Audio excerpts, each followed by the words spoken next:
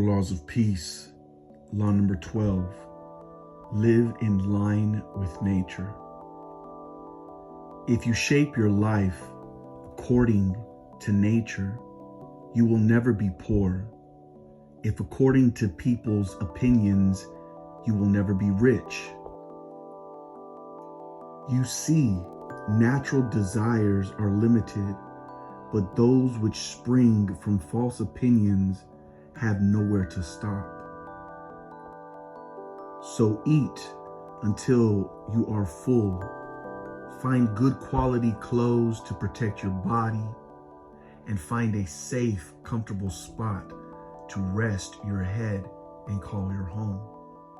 But be careful not to go beyond the needs that nature has set. A roof made of wood and shingles protects one from the elements